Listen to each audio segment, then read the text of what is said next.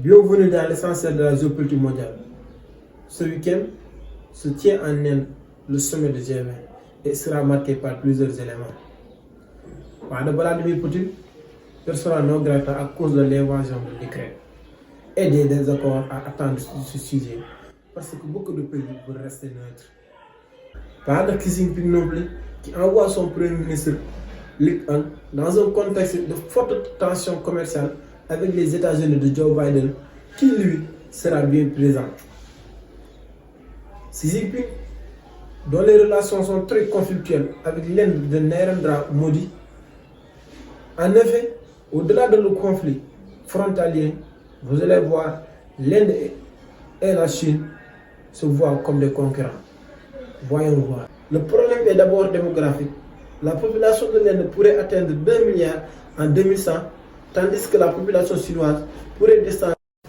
En effet, les plus de 65 ans pourraient constituer 33% de la population chinoise, alors qu'elle serait 20% en Inde.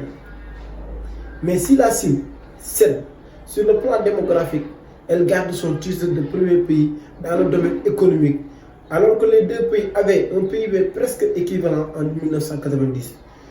Actuellement, celui de la Chine est 6 fois plus élevé que celui de l'Inde. Mais ça pourrait tomber parce que le taux de croissance de la Chine et de l'Inde en 2022 sont respectivement 3% et 7%.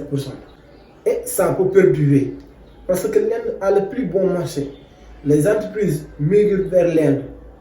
Par exemple, Apple qui a décidé de désengorger ces entreprises qui étaient en Chine au profit de l'Inde.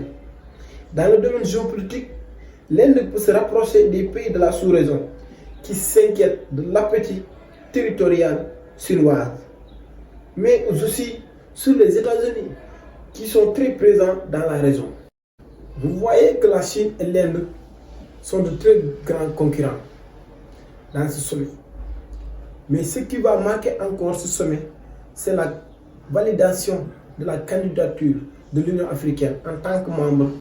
Mais est-ce que ça pourrait aboutir si on voit que le grenier du monde et la Russie de Vladimir Poutine n'ont pas donné beaucoup d'importance à ce sommet?